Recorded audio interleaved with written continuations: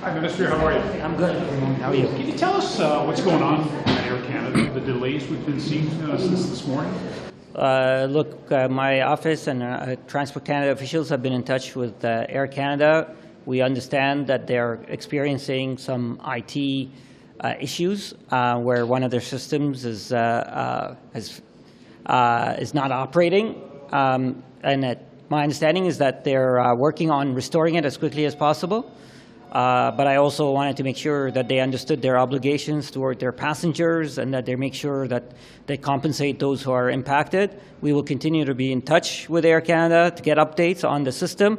I encourage them to get it up as quickly as possible. They understand the consequences of these delays, and we'll keep following up on the situation. A cyber attack or something like that? I'm not aware of that. They seem to understand that this was part of an upgrade that they'd done, and that the system has, when they restored it, did not operate as they expected it. But I think you should direct your questions to Air Canada. They would have more details on that. Based on the new charter, do you feel that this is something that is protecting the passengers, or that Air Canada is going to be able to go around it and not compensate? In fact, I checked based on the current rules, passengers are protected, and that Air Canada has obligations to passengers who are impacted because this is caused by things that the airline has control over. So even the current rules provide protections. So if passengers right now are calling Air Canada and they're going to be given the runaround, what would you advise passengers to do? Oh, Air Canada assured me that they will compensate passengers, including providing hotels, those who need hotels. So they assured me they understand their obligation and that they're going to fulfill those obligations. Why didn't you consider a public model for the high-frequency train? Look, first of all, let me just say, and I've said this before, I welcome this conversation. We are building the largest infrastructure project in Canada's history. For decades, people have talked about the need for this service, and it's our government that is delivering this. Second, this decision was made after a lot of consideration, and let me be very clear. We are not privatizing this project. We are not privatizing VIA. We've decided to include or invite the private sector to help us design, build, and operate this project because I really want to have the best project for Canadians, including the option of high speed on the rail. So we wanted to seek expertise from Canada, from around the world, from the private sector, to ensure that we have the best project that Canadians deserve. Okay, thank you. Thank you. Bonjour. D'avoir votre réaction à ce qui se passe à Air Canada, vous en pensez quoi? Ben écoutez, c'est sûr que disons que c'est inquiétant parce qu'on sait que quand il y a des retards dans le système d'aviation des avions et un vol qui est retardé, ça a un effet domino sur le suivant puis l'autre d'après, puis ça peut rapidement dégénérer en situation comme le chaos qu'on a vu l'année passée. Alors, on espère que ça va être réglé le plus rapidement possible puis qu'ils vont arriver à rétablir la situation d'une part, mais surtout, ce qu'on espère, c'est que Air Canada va communiquer adéquatement avec l'ensemble de ses clients pour leur donner leur juste, pour qu'ils sachent si leur vol est retardé de combien de temps, qu'ils ne se déplacent pas à l'aéroport pour rien puis créer encore plus de chaos avec les gens qui doivent repartir de là puis des frustrations qui viennent avec ça. Et une compensation adéquate pour ceux qui en auront subi les inconvénients. Je pense que ça va de soi. Puis on sait que dans le milieu aérien, ça arrive très, très régulièrement que les consommateurs doivent se battre contre les compagnies aériennes pour pouvoir être compensés adéquatement. Là, je pense que la moindre des choses, c'est de faire preuve d'empathie puis de traiter les gens comme il faut. Et là, c'est pas la première fois. Il y a eu un autre cas chez Air Canada dans les dernières semaines. Avez-vous l'impression que ça se répète de plus en plus souvent, que c'est de plus en plus difficile de voyager? Écoutez, je pourrais pas vous répondre. Je sais qu'il y a eu d'autres cas précédemment. Ce sera Air Canada de nous dire si c'est la même raison ou si c'est une autre raison qui explique ça. Et puis, c'est sûr que là, si c'est quelque chose qui devient systématique, on va devoir s'y intéresser davantage. Puis peut-être qu'il y aura des interventions autres qui seront nécessaires. Est-ce que l'intervention du ministre... C'est à ça que je pensais, si jamais. Mais là, on n'est pas. Je ne pourrais pas me dire que là, c'est le temps pour le ministre d'intervenir. Mais c'est clair que si c'est quelque chose qui devenait systématique puis qui se répétait à travers le temps, évidemment que ça serait nécessaire que le ministre s'intéresse à la question puis qu'il y ait des interventions qui soient faites. Merci. Bonne journée. Madame Tait, Oui. Pourquoi avez-vous choisi de la renommer, de la reconduire? Bien, Mme Tait a démontré un profond engagement envers Radio-Canada, une grande expertise, connaissance du milieu de la production. On est à une période de transition actuellement. C11 vient d'être adopté. Elle va être en place dans quelques mois ou un an. C18 s'en vient aussi. Et on est en train de moderniser le mandat de Radio-Canada. Donc, quel genre de personnes on aura besoin dans un an et demi lorsque tout ça prendra forme, on verra. Mais d'ici là, Mme Tait a accepté de nous accompagner, de nous prêter son expertise et son amour pour Radio-Canada aussi, et je la remercie. C'était, tu souhaitais rester un demi-mandat seulement, ou c'est vous qui avez préféré seulement 2 ans et demi plutôt que 5 ans? Non, ça fait partie des discussions parce que C11, on vient de changer le paysage complètement là, au niveau là, de la radiodiffusion avec C11. C18 vient changer les choses également et pendant mon mandat, j'analyse et on modernise le mandat de Radio-Canada. Donc, on s'est entendu que c'est un environnement très différent qui va exister dans à peu près un an et demi. Donc, on s'est entendu ensemble sur cette période-là où elle va nous aider à travers le processus aussi pour trouver quelqu'un d'autre dans un an et demi. Et je la remercie encore une fois de nous accompagner durant cette période de transition. Les personnes qui vont regarder ça, ils vont dire, au lieu de la renouveler pendant 5 ans et mener ce changement-là, le nommer juste pendant un an et demi, c'est un peu un signe de non-confiance. Non, parce que, pouvez-vous me dire dans quel environnement on va être dans un an et demi? Il faut comprendre que les changements actuels, ce que C11 nous amène, ce que C18 nous amène, ce que la modernisation de Radio-Canada et de son mandat nous amène, font en sorte qu'on doit réfléchir dans ce contexte-là, là, où on sera dans ce moment-là, quel type de personne qu'on aura besoin. Mais d'ici là, on a besoin de quelqu'un de solide, là, pour nous accompagner.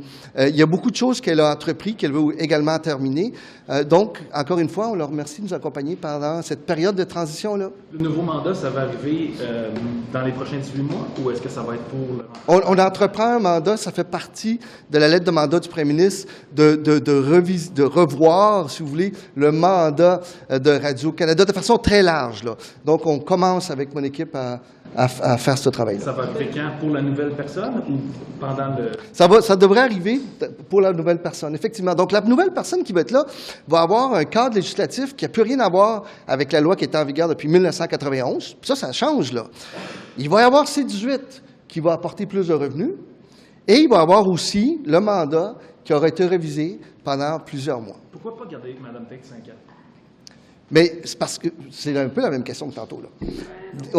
C'est pas mal exactement la même question. On est dans... Non, mais je suis bonne de ma réponse. Dans un an et demi, encore une fois, ça va être un monde qui est complètement différent. Et Mme Tait, pendant tout ce temps-là, va nous amener son expertise. Mais rappelez-vous, rappelez-vous ce qu'elle a fait, là. Attendez un peu. Rappelez-vous tout ce qu'elle a fait pendant toute la pandémie, le rôle fondamental que Radio-Canada a joué aussi. La protection des journalistes. Rappelez-vous ce que vous avez vécu pendant la pandémie, les attaques contre les journalistes, les abus verbaux physiques. Elle a été à l'avant-scène pour défendre le rôle des journalistes. Elle a d'ailleurs été reconnue son travail là-dessus. Elle a mis GEM de l'avant. Les Olympiques, ouvert des bureaux un peu partout. Maison Radio-Canada à Montréal. Donc, elle a fait beaucoup. Mais le monde vers lequel on se dirige, on est d'accord, elle est d'accord avec nous, on est tout à fait d'accord avec ça, c'est que ça prend une transition, elle fait partie de la transition, elle va nous aider dans la transition, et ensemble, on va trouver le prochain ou la prochaine dirigeante de Radio-Canada sur le long terme. Voilà. Merci. Salut tout le monde. Hi, everybody. Good afternoon. Happy Thursday. My name is Adam Van Koeverden, Member of Parliament from Milton. Just here because we're celebrating a little bit of a milestone over at Health. I'm the Parliamentary Secretary for Health, and recently we found out that over 300,000 children have now accessed the Canada Dental Benefit, which is enormous. More than 1,000 kids in Milton now have access to oral health care that didn't previously. So yesterday we sent a letter to Pierre Poilievre, the leader of the Conservative Party, to ask where he and his party are at on supporting the Canada Dental Benefit and dental care more broadly for Canadians going forward. I recall a recent press conference where he denied the existence of the Canada Dental Benefit entirely. It is very real, and it's helping a lot of Canadians. Over 300,000 young people now have access to the dentist. The final date to sign up for the Canada Dental Benefit, but the first term of that is June the 30th, and then the second round commences. And then we get down to the business of making sure that kids under 18 as well as seniors have access to dental. Moving forward, we want to make sure that oral health is a priority for everyone in the government, and we're anticipating a response. We hope for a response from Mr. Poilievre. We haven't heard back just yet, but we'd like to know where the Conservatives stand on Canada Dental Care, because we haven't heard back yet, and they continue to deny the existence of the benefit altogether. So looking forward to that, and to everybody that signed up for the Canada Dental Benefit, thank you very much. And if you haven't checked your eligibility, then please go to canada.ca/dental to do that now. On a different subject, you were an Olympic athlete. Today there are more than 24 Canadian sports organizations that are calling on the government to launch a national inquiry into what they see as a toxic culture of abuse in sport. What do you think about the idea of having a national inquiry? Do you think that's something the government should launch? Yeah, so we've been very clear on the idea of some type of dialogue, inquiry, investigation, though there are a lot of different versions of these types of things, that it's not a matter of when, it's a matter of which and if. It's not a matter of if, it's a matter of which and how. So we are looking at ways that we can more broadly look into the issues that have existed in sport for a long, long time. I'd also add that they've probably they exist in a lot of areas, but we're talking about sport today. Abuse and maltreatment, discrimination, and what we've seen in sport has no place in any form of physical activity or recreation, and we want to get to the bottom of it. I'd also just say that in the last 5 or 6 years, we've done a lot to address these concerns. We've stood up the Office of the Sport Integrity Commissioner. We've invested in athlete mental health. We've invested in services. About 5-6 years ago now, the minister at the time, Christy Duncan, asked me to be part of a working group to solve for safe sport issues in Canada, and we made 4 recommendations. We said there needs to be an independent organization in charge of looking into these sorts of things, similar to the Canadian Centre for Ethics in Sport does with anti-doping concerns. We said that it needed to be fully funded by the federal government. We said it needed to be mandatory for all national sport organizations, and we said there needed to be a universal code of conduct, so it was universally understood what that all meant. And I'm proud to say that in 2023, after about 5 years, all 4 of those things are true. So we're making great progress, but there's no... things that you have made. The question is, why not the public inquiry? And I don't know what Liberals have against public inquiry, which is like, well, maybe it's not the right thing. What's wrong with the public inquiry? There's nothing at all wrong with the public inquiry, but there are a lot of, if you'll allow me to finish, there's a lot of different types of public inquiries. There's judicial inquiries, there's national conversations and dialogues. They come in many forms, shapes, and sizes, and identifying which one is the same. I don't think it's a one-size-fits-all solution. Different issues like missing and murdered Indigenous women, or what was the crisis in the Canadian military, they call for different types of considerations. The constituency the most impacted by the issue is asking for one. Why do you refuse it? We are absolutely not refusing it. That's false.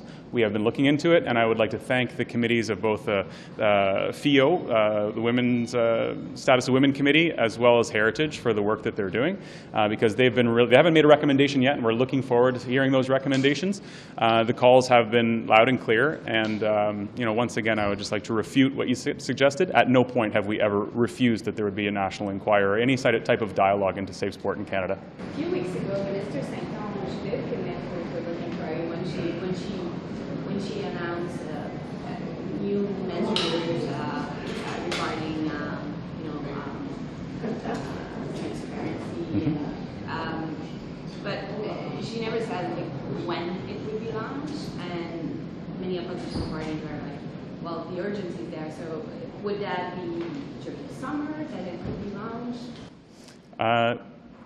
Thank you for bringing up the announcement that we made a couple of weeks ago regarding a $13 million commitment for greater accountability within Sport Canada.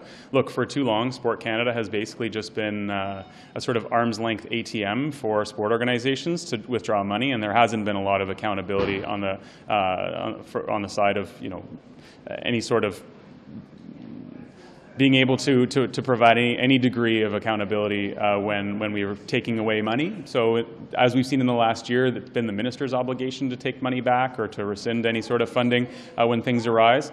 With respect to the timeline on some type of inquiry, I can tell you that we're working on it. It requires somebody extremely reputable. It requires somebody with a base of knowledge and quite a lot of planning. So it's not something you can just flip a switch.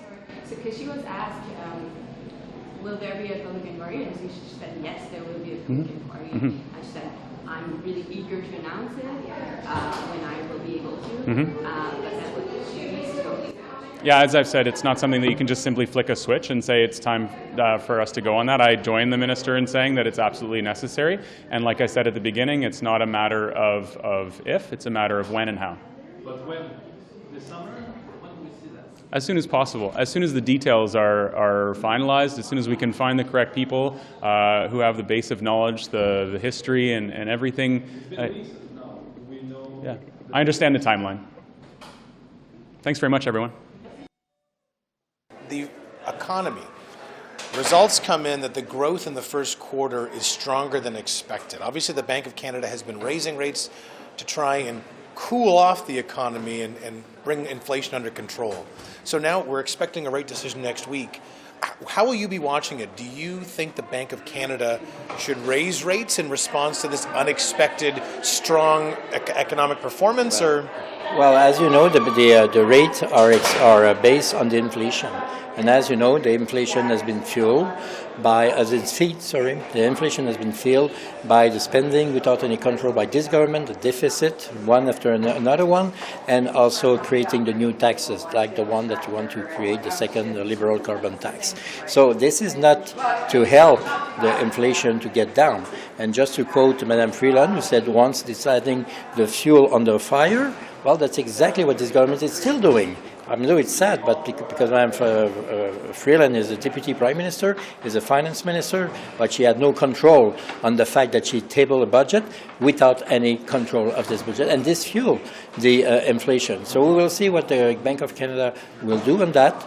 We will see how it will operate, but the thing is sure.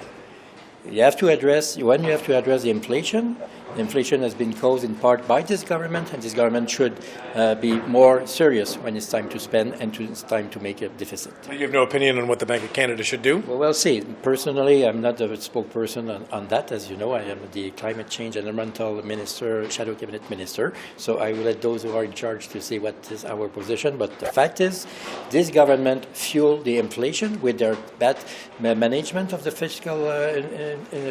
fiscal issues, with deficit, with VEP, and they add fuel on the fire of inflation with that, and we need to have a real serious government to fix it. Okay, merci beaucoup. Mon plaisir. Given the growth in the economy we saw in the first quarter, what do you think the Bank of Canada should do? Should we look at interest rates, or is it too early to do that? Well, you know, the economy is doing quite well, and I think it really is a matter of what we did during the pandemic. And, you know, we supported our industries, our small businesses and people, which has put us in a very good position right now. The economy is hot, and we're certainly dealing with some of those issues around the economy being hot right now, but certainly, you know, I don't have an opinion right now of how it should be dealt with. I think that, you know, it just needs to be looked at very carefully and, you know, consulting broadly. Would you be concerned if there's a raise in interest rates, you know, for your constituents, or, you know, the household debt levels are very high in Canada right now, highest in the G7. And although the economy's hot, inflation is also still high, especially on things like food and other, you know, essentials. So do you think that there's a balance that the Bank of Canada has to find right now if they're making a decision on interest rates? Well, the Bank of Canada is independent of myself as a member of Parliament. However, I do know and I recognize that we need to pass this budget because inflation is high across not only this country but countries all around the world. A lot to deal with the war in Europe right now and a whole bunch of you know, external factors. So you know, I encourage the opposition to vote for this budget because there are so many measures in there to support people and to help people deal with the rising costs that are happening today. All right. Thanks for stopping. Economic growth came in more than expected, stronger than expected, 3.1% in the first quarter. Do you think that the Bank of Canada needs to raise rates? Like, how do you think the central bank should react to this growth in the economy here at the time when inflation's high? Well, I think that I would prefer to see a little bit more attention paid to big grocery and big oil because those are the two things that are actually driving inflation. Now, out at the coast where, you know, we have some of the highest gas prices in North America, the prices have come down. It would be nice to see something similar happen with grocery prices. Those two, hey, we got the problem solved, I think. Now, what about interest rates? Is that something you think should be left up to the bank, or do you have an opinion on it? Oh, I think interest rates should stay exactly where they are. And in fact, if we get those two other factors under control, I wouldn't be against seeing them go down again. Thank you. But this comes after, the Bank of Canada has been deliberately trying to slow it down. So next week there's a decision from the bank. What do you think Canadians should expect, or what do you think would be better to try and cool inflation? Do you want to see an interest rate hike, or for it to stay the same? Like, what do you think the Bank of Canada should do here? Well, I'm not going to presume what the Bank of Canada should do. That's why the Bank of Canada is there. That's why they have the role to play. They are the experts in this field, not the Member of Parliament for Cambridge. Okay, and then what about combating some of that concern that inflation is still high in many areas of the economy? The economy is still running quite hot. Yeah. Is there any other action that the bank or the government should take? Well, I think we have followed very closely the advice of the Bank of Canada not to pour fuel on the fire, while at the same time making sure that we are supporting those Canadians that are struggling right now. And if you look at the decisions that our government has made and the budget pieces and that support those that are less fortunate in Canada, that's exactly what we've done. So, Ryan, thank you. My pleasure. Cheers. Take care, guys.